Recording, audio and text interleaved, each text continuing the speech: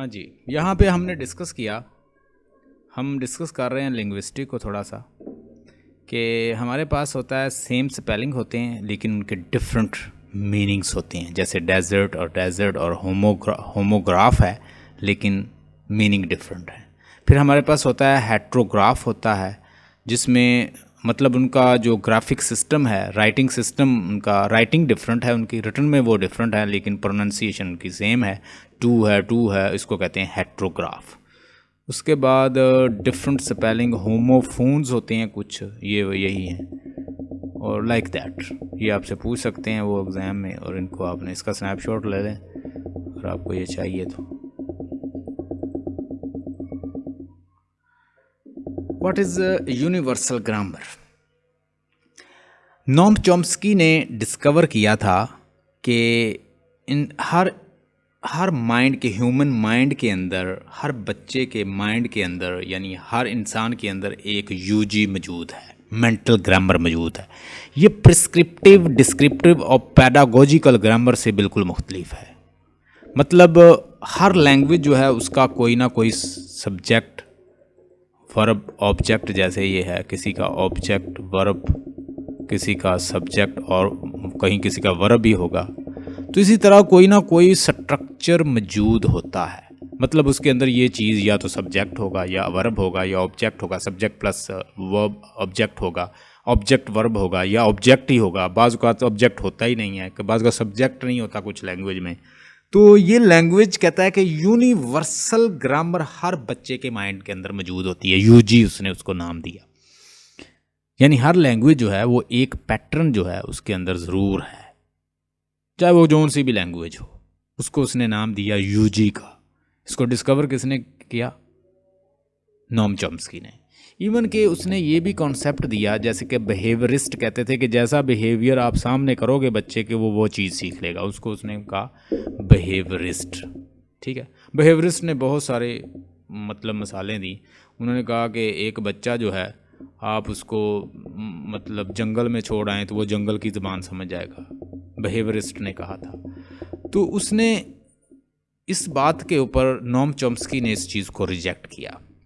नोम Chomsky ने कहा कि आप बिहेवियर जो मर्ज़ी करते रहें, एक एनिमल के सामने एनिमल कभी ज़बान नहीं बोलेगा क्योंकि उसके अंदर लेड नहीं है। इसको उसने नाम दिया कि हर इंसान के अंदर, हर बच्चे के अंदर लगी होती है लैंग्वेज एक्विजिशन डिवाइस। लेड क्या है? LAD is a language acquisition device and it is only existed in the mind of the human rather than animals. Animal के सामने जो मर्जी करते रहें आप, जो मर्जी सिखाने की कोशिश करते रहें, वो कहता लैंग्वेज नहीं बोलेगा। लेकिन एक बच्चा जो है, आप उसको जहाँ ले जाएंगे जिस माहौल में, वो ऐसी लैंग्वेज सीख लेगा क्योंकि वो एक्विजिशन डिवाइस जो है वो खुद ब खुद काम करती है, वो खुद डेवलप होती है।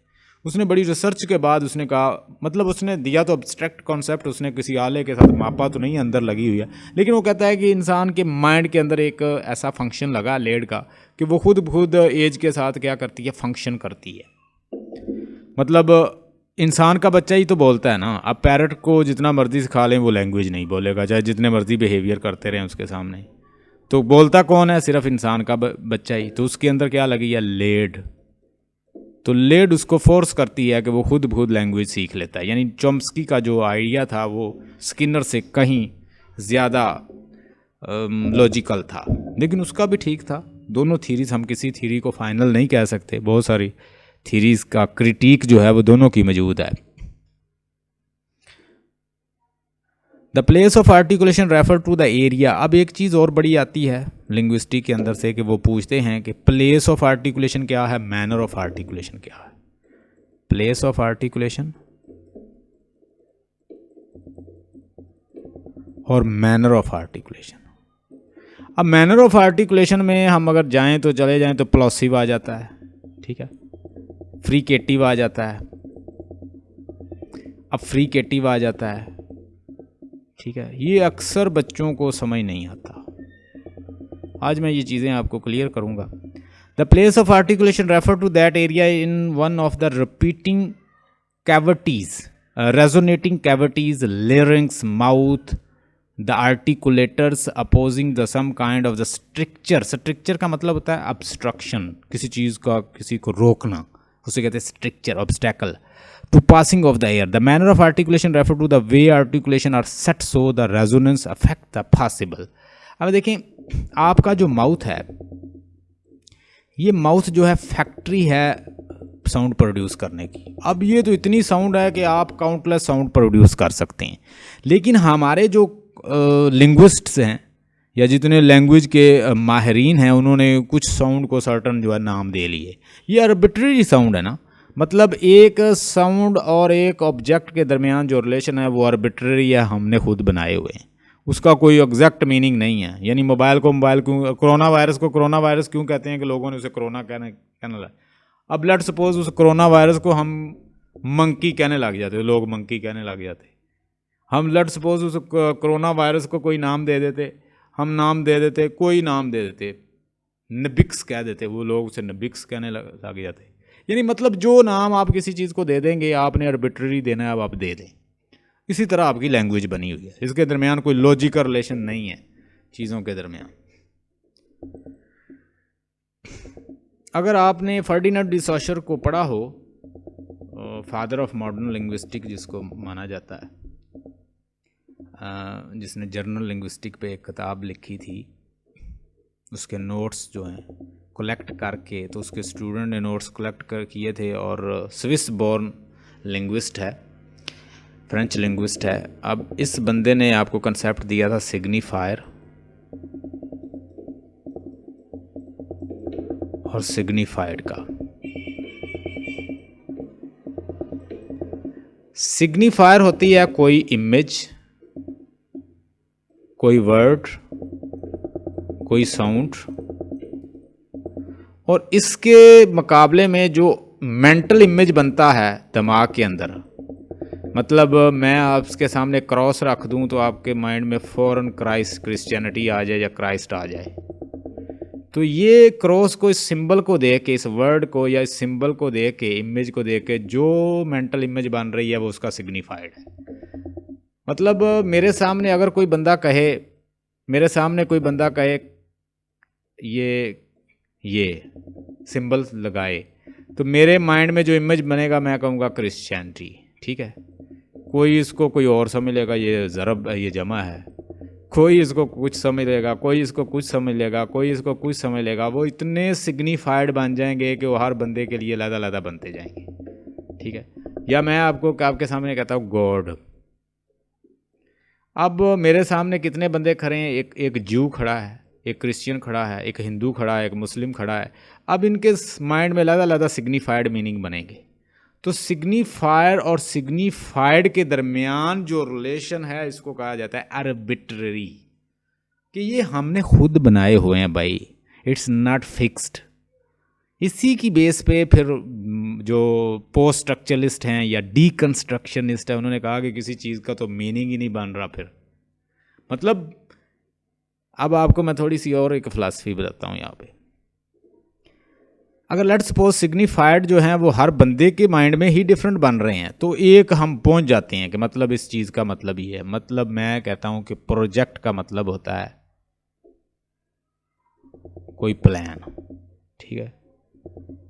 अब ये मेरे माइंड में मुझे किसी ने कोई वर्क दिखाया, मैंने उसे प्रोजेक्ट कह दिया। प्रोजेक्ट का आगे मतलब प्लान बन गया, फिर डायग्राम, फिर शेड्यूल, फिर स्केजुअल, फिर मीटिंग, इस तरह so on and so fourth. उसने जैक डेरिडा ने कहा था कि so on and so fourth चलता रहता है। जब किसी चीज़ का कहता है फिक्स मीनिंग ही नहीं है, तो let's construct and deconstruct thing. चलें, फिर सेंटर तो मौजूद नहीं है, हम डीकंस्ट्रक्ट करते हैं। उसने हर चीज़ को किस बेस पे किया, डिफरेंस के ऊपर। उसने एक स्पेलिंग लिखे डिफरेंस। हर चीज़ को डिफर तरीके से देखा जाए, उसके वेरिएशन से। तो that is what the concept of deconstruction by Jacques Derrida. तो ये सिग्निफायर और सिग्निफाइड के दरमियान जो रिलेशन होता है, ये क्या होता है, ये एक आर्बिट्रेरी होता है। और इसका कंसेप्ट पहली दफ़ा दिया था फर्डिनेंड डी सॉशर ने, Swiss born linguist. What is the place of articulation? In articulation phonetics, the place of articulation also point of articulation. of consonant, the point of contact where an obstruction occur in the vocal tract between the articulatory gestures and active articulator. अच्छा, हमारे mind के अंदर कुछ articulator हैं, हमारे mouth के अंदर कुछ आर्टिकुलेटर ऐसे हैं जो कि एक्टिव हैं. कोई मुझे बताएगा कि कौन से एक्टिव आर्टिकुलेटर हैं और कौन से पैसिव हैं? एक्टिव आर्टिकुलेटर, वो आपसे पूछते हैं कि एक्टिव आर्टिकुलेटर कौन से? एक हमारी टंग, और आशा मौजूद है. आशा बताएं दूसरा कौन सा है? लिप्स. आयशा मौजूद हैं आप इधर? यानी एक तो हमारी टंग है जो कि एक्टिव आर्टिकुलेटर है. ये मतलब विंड को, जो हवा आगे पीछे है उसको रोक भी देती है, ब्लॉक भी कर लेती है और साइडों से भी गुजारने में मदद देती है. इवन सम टाइम इसको इस तरह स्टॉप कर लेती है कि वो नोज से गुजरती है साउंड, जैसे न न म. आप कहें म न म न, आपको फील होगा मेरी नाक से साउंड निकल रही है. Let's produce with me. Produce म न म न. आप ऐसे कहें तो आपको ऐसे लगेगा मेरी नाक से साउंड निकल रही है. अब थोड़ा सा और आ जाए. ठ, ये टिप ऑफ द ठ बोले मेरे साथ. ठ. I told you many time. I, ये वर्ड, ये जो साउंड है ये बोलें ज़रा. ठ ठ ठ. आपको पता चलेगा कि मेरी जो टिप ऑफ द टंग है वो अल्वीलर रिज को टच कर रही है. यानी ये जो हमारा माउथ होता है ना, यहाँ पे ये टीथ जो हैं इसकी जगह पे कोई बुरी सी जगह होती है, इसको कहते हैं अल्वीलर रिज.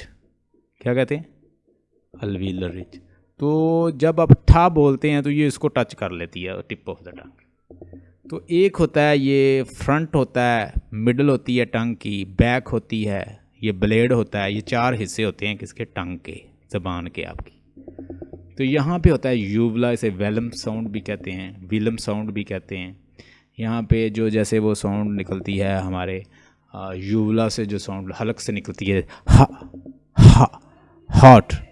फिर एक और साउंड होती है हमारी ग ग गर्ल. जैसे हम कहते हैं गर्ल, तो गर्ल जो है हमारी सॉफ्ट पैलेट. मतलब ये जो माउथ की छत होती है इसकी, एक होती है हार्ड पैलेट और यहाँ पे सॉफ्ट पैलेट होती है. यहाँ पे हार्ड होती है, आप ज़रा चेक कर लें अपने माउथ से खुद ही. और यहाँ पीछे जो यूवला से थोड़ी सी आगे देखें तो यहाँ पे सॉफ्ट पैलेट होती है. इसको कहते हैं सॉफ्ट पैलेट और इसको हार्ड पैलेट. आप खुद ही देख लें अपनी ज़ुबान से लगा के, जो पीछे फील करें तो आपको राव जो माउथ है आपके, माउथ की जो छत है इसके पीछे ज़रा देखें थोड़ा सा यूवला के पास, तो वो सॉफ्ट सी होती है प्लेस. तो खा साउंड जो है वहाँ से प्रोड्यूस होती है, जैसे खैट, खार, गर्ल. ठीक है, you are really a good girl. तो ये साउंड जो है वो सॉफ्ट पैलेट से प्रोड्यूस होती है. तो ये थोड़ी सी एनाटमी है माउथ की, जो अक्सर मैं फोनेटिक्स में अपने स्टूडेंट को सिखाता हूँ. Manner of articulation. अच्छा, मैनर ऑफ आर्टिकुलेशन में एक हमारे पास होता है प्लोसिव. प्लोसिव मीन के साउंड जो है एकदम जो है प्लोसिव फॉर्म में, जैसे एकदम रुकती है और ऐसे ब्लास्ट होके जैसे फ फ फ फ, ये प्लोसिव साउंड. फ, ऐसे हवा एकदम मुंह से बाहर निकलती फिर रुकती है, इसको कहते हैं plosive sound. The speech organs are closed and the oral and the nasal cavity completely closed. अब नाक से हवा नहीं निकलेगी आपकी, अब ये नाक से साउंड भी फील होगी इसमें, एकदम उधर से रुक जाती है. फ फ.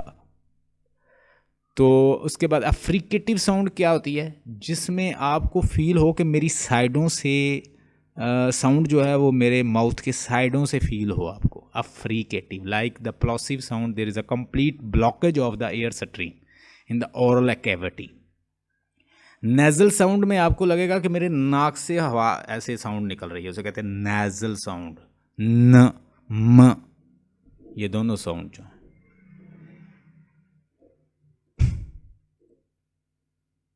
अच्छा, एक चीज़ और बड़े बच्चे कंफ्यूज होते हैं, एक होता है वॉइस साउंड और एक होती है वॉइसलेस। अच्छा, वॉइस्ड कौन सी साउंड होती है?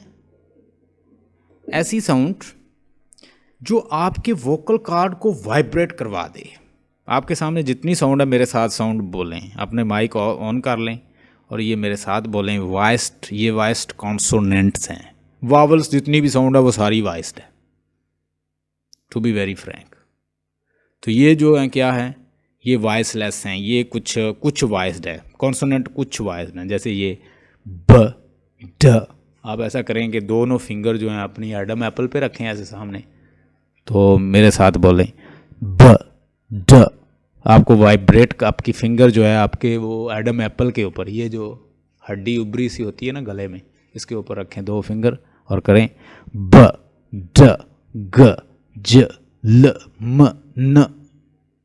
ठीक है, द थ बोलते जाएंगे तो आपको वॉइस्ड साउंड लगेगी, वो आपके वोकल कार्ड को वाइब्रेट करवाएगी। ज, आप सा साउंड जो है, सा साउंड जो स स ज स ज साउंड आप जैसे ही बोलेंगे तो ज के ऊपर वाइब्रेट होगी और सा पे वाइब्रेट नहीं होगी, वाइब्रेट नहीं होगा आपका वोकल कॉर्ड। तो हम इसे कहेंगे वॉइस्ड साउंड।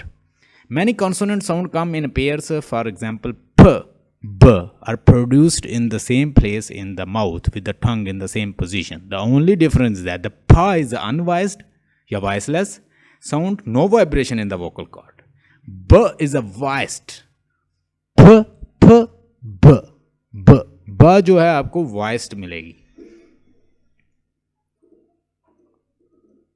बाकी एक और तरीका भी है इसको वॉइसलेस और वॉइस साउंड को, चाहे दोनों फिंगर जो है अपनी कानों में डालें और बोलें ब फ ब ब। तो जैसे ब आप बोलेंगे तो आपको आपके कानों के अंदर ऐसे वाइब्रेशन, आप दोनों जो ये जो शहादत की उंगली है ना, जिसे इंडेक्स फिंगर कहते हैं, इसको दोनों को अपने कानों में डालें और एक लफ्ज़ एक लेटर ये प्रोड्यूस करें साउंड प ब प फ। जब मैं फा कहता हूँ फा, तो मुझे ऐसा लगता है कि मेरे कानों में कोई बहुत ज़्यादा साउंड जो है वो गूंजती नहीं है। लेकिन जब मैं बा कहता हूँ, वॉइस साउंड प्रोड्यूस करता हूँ, तो मेरे अंदर ऐसे जैसे कोई बाजे बाज रहे हैं। तो आप खुद बाकी चेक कर लें, वॉइस और वॉइस साउंड का पता चल जाएगा। Place of articulation refer to where the narrowing occur which active articulator get closer to the passive articulator. Constriction का मतलब होता है किसी चीज़ का सुकड़ना, रोकना। Degree refer to the close they get. The constriction degrees are stop the active articulator touches the passive articulator and completely cut the airflow through the mouth. Stop include the p, d, k, m, ये सारी sound जो है। ये कुछ sounds होती हैं, कुछ लिबियो कोई बाइलेबियल साउंड होती है, लिबियल साउंड यहाँ पे लिखा हुआ है, ठीक है। कुछ साउंड होती है लिबियल साउंड, कोई लिबियोडेंटल साउंड होती है, यानी उसमें लिप्स भी इन्वॉल्व होते हैं, दांत भी इन्वॉल्व होते हैं, ठीक है। कुछ डेंट सिर्फ दांतों से बोली जाती है। और कुछ साउंड जो अल्वीलर साउंड्स होती हैं, ठीक है। और कुछ साउंड जो है वो पैलेटल साउंड होती है, कुछ व्हीलर साउंड होती हैं, कुछ यूवलर साउंड होती हैं, कोई फेरेंगल साउंड होती है, कोई ग्लॉटल साउंड होती है। ये place of articulation, manner of articulation. Place of articulation वो प्लेस हैं जहाँ से साउंड बोली जाती हैं, ठीक है। मैनर ऑफ आर्टिकुलेशन वो तरीके हैं जिसके ज़रिए एक साउंड प्रोड्यूस की जाती है। यानी मैनर वो हैं तरीके, जैसे फ्रीकेटिव, प्लोसिव भी कहते हैं इसको, और दूसरा अफ्रीकेटिव, दूसरा फ्रीकेटिव और तीसरा अफ्रीकेटिव। अफ्रीकेटिव जो होता है उसमें ये दोनों इन्वॉल्व होते हैं, यानी प्लोसिव भी होती है और वो फ्रीकेटिव, यानी हवा जो है वो साइडों से भी और दोनों से, मतलब उसमें मिल जाती है साउंड। जैसे छा साउंड है, छा साउंड, इसमें दोनों ये भी मिल गई और ये भी मिल गई, यानी दो साउंड जो मिल के प्रोड्यूस करे उसे हम कहते हैं अफ्रीकेटिव साउंड। इसका चार्ट बना हुआ है मेरे पास, उसका स्नैपशॉट ले लेना, अभी सेंड करता हूँ, ये देख लें।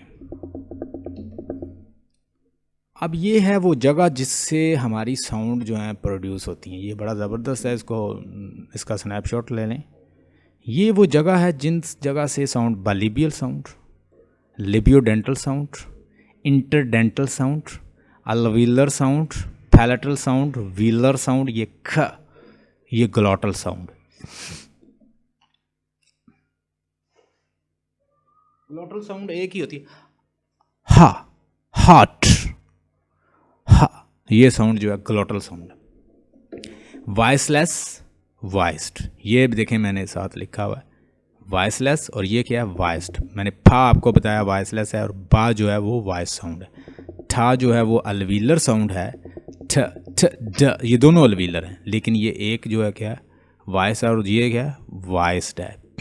खा साउंड जो है ये व्हीलर साउंड है, ख ख, वो सॉफ्ट पैलेट से प्रोड्यूस होती है, ग सॉफ्ट पैलेट, दोनों सॉफ्ट पैलेट से, ठीक है।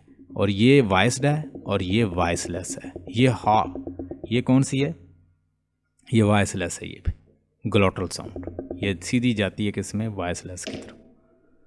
इसका स्नैपशॉट ले लें, ये बड़ा ज़बरदस्त है। फ्रीकेटिव साउंड, फ फ फ, देखें खुद देखें, आपकी हवा जो है माउथ से रुकेगी लेकिन साइडों की तरफ जाएगी अंदर, इसको कहते हैं फ्रीकेटिव। फ व थ द स ज श, और ज वॉइस्ड है, और श जो है श, जैसे शॉर्ट होता है, जैसे शीट होता है, तो ये साउंड है वो, ठीक है। ये जो है ये वॉइसलेस है, और ये ज साउंड जो है ये क्या है वॉइस्ड है, वॉइसलेस। और ये दोनों मिलके ये क्या बनेगी, अफ्रीकेटिव। मैंने आपको पहले ही बताया कि जिसमें दोनों साउंड मिल जाती हैं उसको हम फिर कहते हैं अफ्रीकेटिव, यानी ये भी मिली होती है और उसमें ये भी मिली होती है। इधर से ये लिया हमने और इधर से ये लिया है, जिन्होंने दोनों ने मिला के एक साउंड बनाई है। क्या बनाई है ये साउंड, क्या बनेगी आयशा, जब ये ठा और शा जो है दोनों मिलते हैं तो ये क्या साउंड बनाते हैं, छ साउंड। और ये ड और ज जो दोनों मिलते हैं तो ये क्या बनाते हैं फ्रीकेटिव में, ज साउंड, जज जैसे होता है, जज की साउंड है, ज की। म न न, ये तीनों साउंड, ठीक है। ये नोज से आपके नेजल साउंड इसको कहते हैं।